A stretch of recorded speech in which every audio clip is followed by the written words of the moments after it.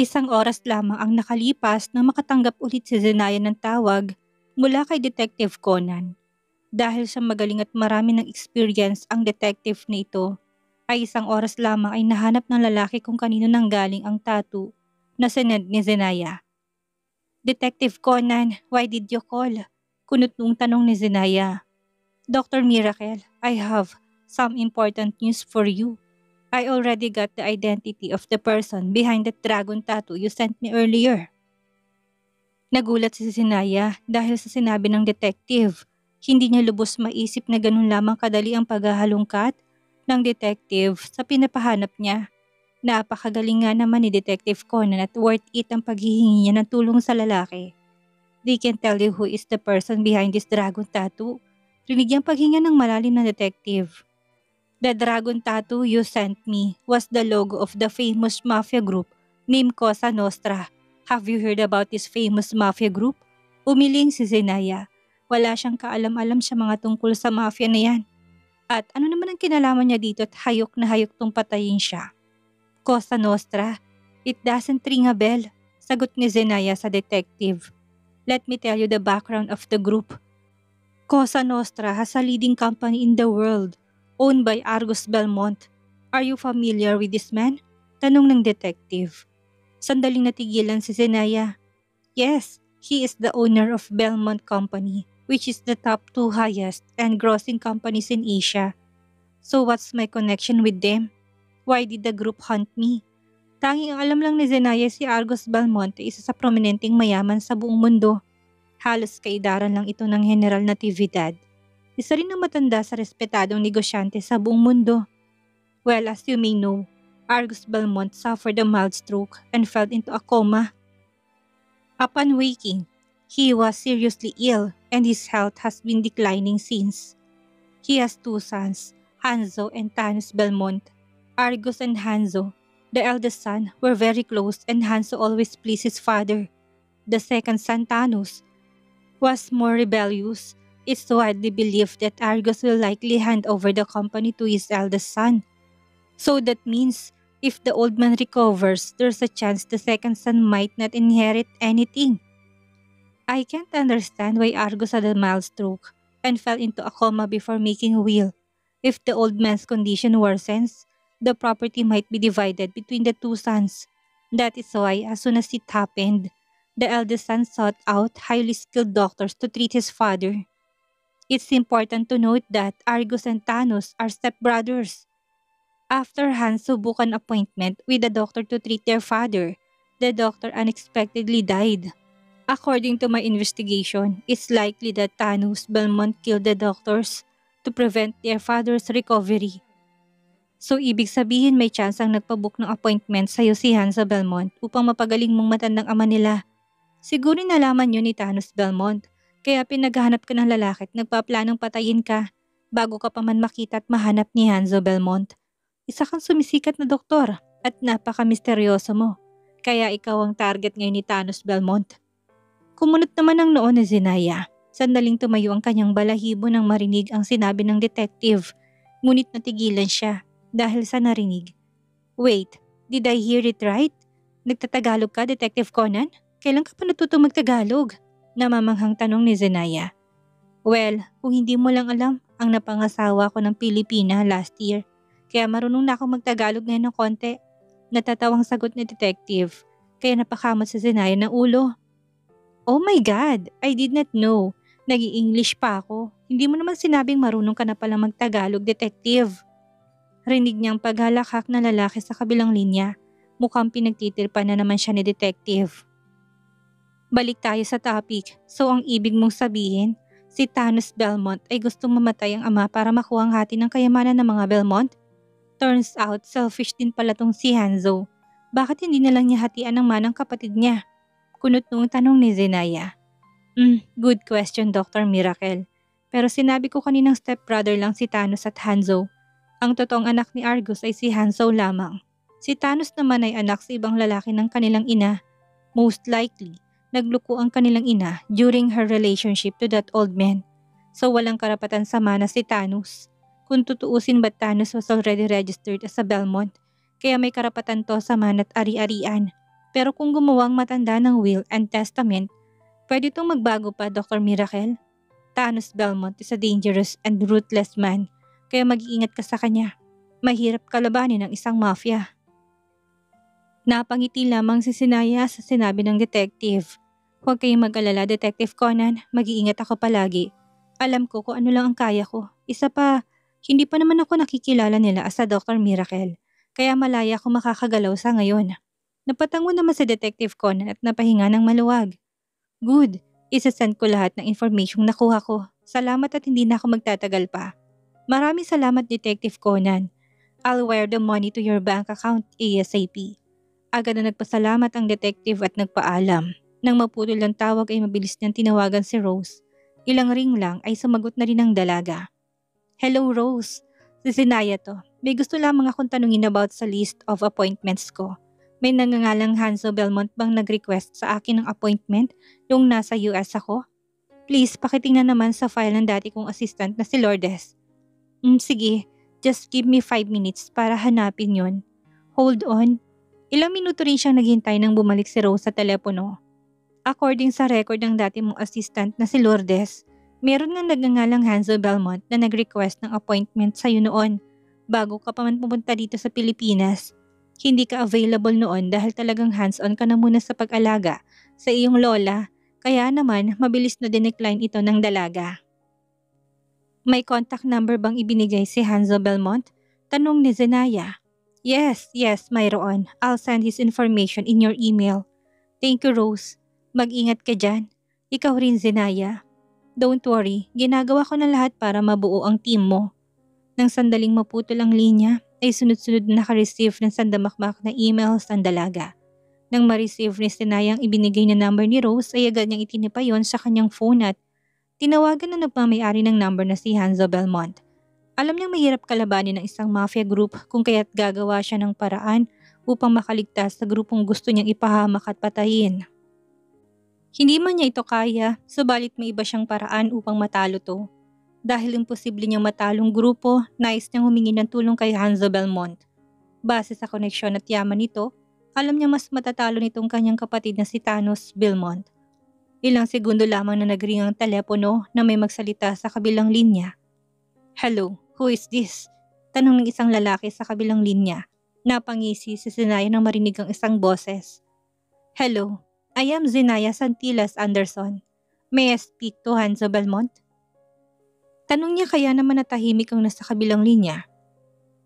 This is not Hanzo Belmont. I am his secretary. Do you have an appointment with my boss? I am sorry but he's not available right now. He's in the middle of an important meeting. If you have something to say, please tell me first and I'll just pass it to him. Inasahan niya magiging mahigpit ang assistant ng negosyante, kung kaya't pinaghandaan niya kung anong sasabihin dito. Can you tell him that he called my number several times and made an appointment with me few months ago? Okay, please, hold on.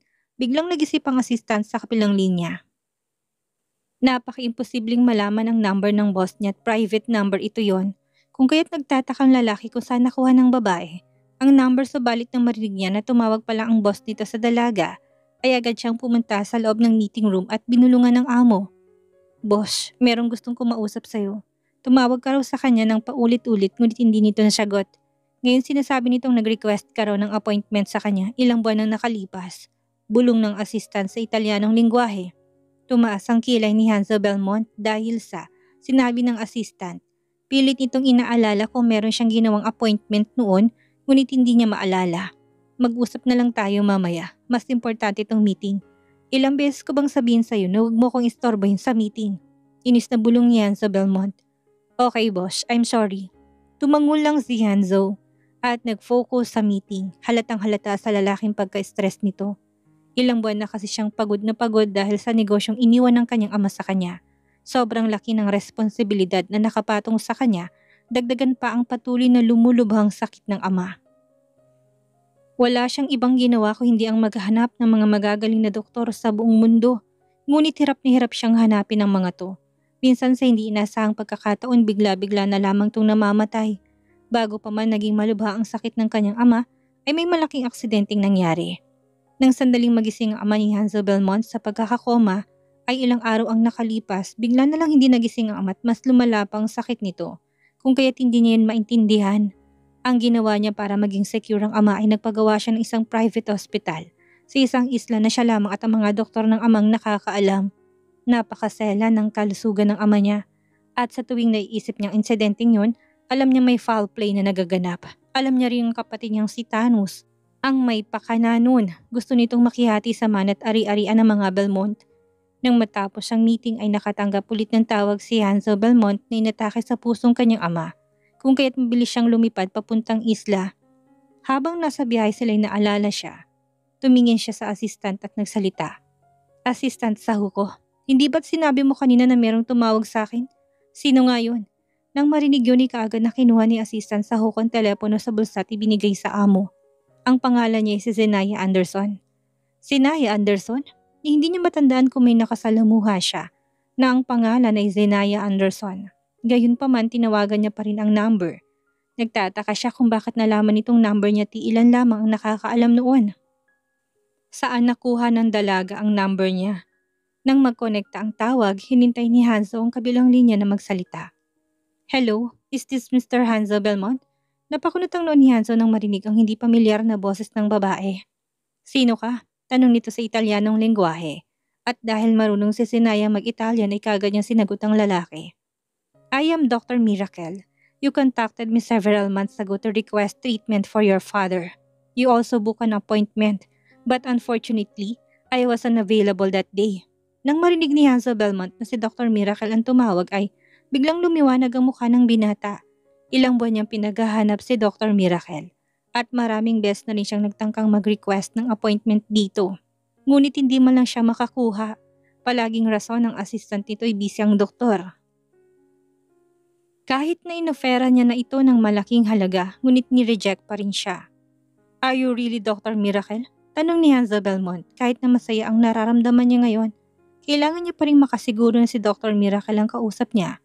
How can he not know Dr. Miracle? Napakagaling na doktor nito sa larangan ng medisina at naniniwala siyang ito lamang ang makakapagpagaling sa kanyang ama. "Yes, I am. When you contacted me, I was dealing with personal matters. Now that I've resolved them, I've decided to call you back and help you." "Wait, you're willing to help me? Does that mean you'll treat my father right now? If so, I can give you an advance payment. I can give you anything you want. Just cure my father. I'll do anything to satisfy your needs, Dr. Miracle." "What do you want?" Tanong ni Hansel Belmont kung kaya't napangisi si Zenaya. Huminga ng malalim ang dalaga sa kanapasandal sa swivel chair nito.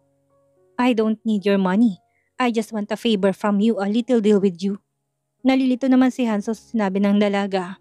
"Favor? A deal?" "Yes, I'll just send you the deal. Please read it carefully. There's also an attached video file. Please watch it carefully as well." Mabilis namang sinulyapan ni Hanzo ang assistant niya at inutusan to.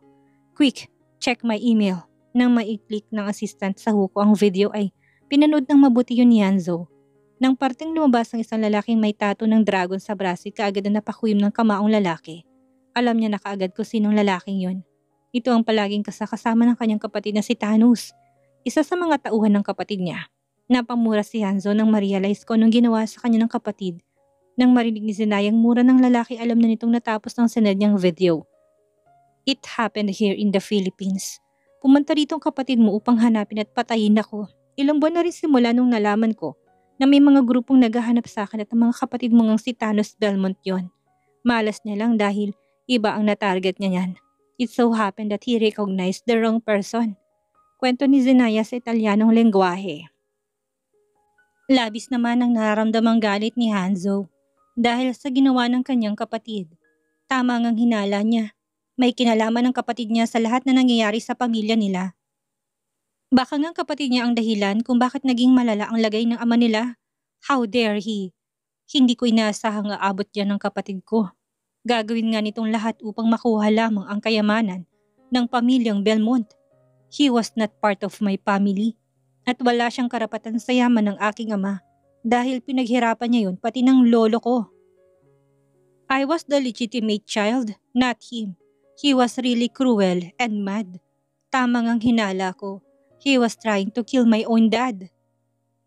Galit na saad ni Hanso Belmont. Hindi naman nagtanong pa si Zenaya kay Hanso Belmont kung anong naging punot dulo nito at wala siyang oras na makipagchismis sa Renata. Ang kailangan niya ay ang tulong nito. Yun lang ang rason kung bakit siya tumawag sa lalaki. Mr. Belmont, could you brother have been involved in the disappearance of the doctors you hired? Come to think of it, you booked an appointment with me right after that happened. Your brother seems so angry to find and kill me. Don't you think that's strange? Nang marinig ang sinabi ni Sinayi, unti-unting nalinawan si Hansa Belmont. Hinilot nitong ulo dahil bigla itong sumakit. Consequently, I'm proposing a deal. You will help me get rid of the people who have targeted me. And in return, I will treat your father's illness. Dagdag pa ni Zenaya. Tumango naman si Hansa Belmont na may matatalim na tingin. Sure, I'll accept the deal as long as you cure my father. I'll do everything to get rid of those who want to kill you. I'll guarantee your safety as well.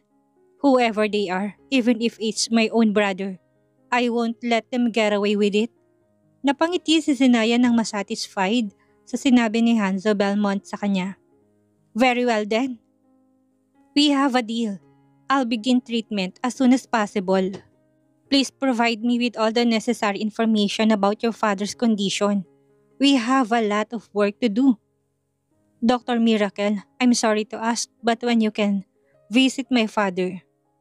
He had a rose attack earlier today, but thankfully, the doctor says he's stable now. However, I'm still very worried. Given my father's condition now, it seems like he might not have much time left. I really need your help. I hope you can come here as soon as possible. Ilang segundo nag-isip si Zenaya. I'll need access to your father's medical records and a private space to conduct my examination. After that, I'll make a judgment. Just give me some time to study it, and I will contact you again. Thank you, Dr. Miracle. I trust your expertise. I'll do everything to ensure you have everything you need to help my father. I can't thank you enough for agreeing to help. It means the world to me and my family. Nang matapos ang kanilang usapan ay agad na nakareceive ng email si Zenaya galing kay Hanso Belmont. Agad niyang binuksan niya at binasa medical records ng matanda. Napangiti si Zenaya nang matapos. Habang binabasa niya yun ay labis ang nararamdaman niyang confidence sa sarili. There is a high chance na magiging successful ang operation nito. She'll definitely cure the man's illness. Ilang buwan na rin siyang nagpa-practice sa office niya kung kaya't hindi na nanginginig ang kanyang mga kamay kapag nakakahawak ng scalpel. Bumalik na rin ang confident niyang mag-perform ng surgery sa isang pasyente. Tinawagan niya ulit si Hanso Belmont. Hindi naman nagtagal ng ilang segundo sumagot sa kanyang lalaki. Mr. Belmont, after carefully reviewing your father's medical records, I am 95% confident that I can cure your father's illness. However, I am currently in the Philippines and need to make preparations for this. Perhaps by tomorrow evening, I can leave the country. Zenaya replied to the man. Nang marinig yun ay kaagad na naintindihan naman ni Hanso Belmont ang dalaga. Don't worry, Dr. Miracle. I'll have my private pilot use your hour jet to bring you here to my private hospital. That's very generous of you, Mr. Belmont. I appreciate your swift action and willingness to assist. I will do my best to ensure a successful outcome. However, our primary concern is your brother. We must be extremely cautious this time. I know that you are likely surrounded by many spies. I have a feeling that they are monitoring your every move. To prevent this from happening, we need to devise a plan. Seryosong sagot ni Zenaya. What plan? Do you have any idea? Tanong ni Hanzo sa dalaga. I have a plan. But I am not sure if it will be convincing. I know someone will see us together. So your brother might think I'm actually a doctor and he'll definitely have a suspicion. So, do you have a wife? Tanong ni Zenaya sa lalaki.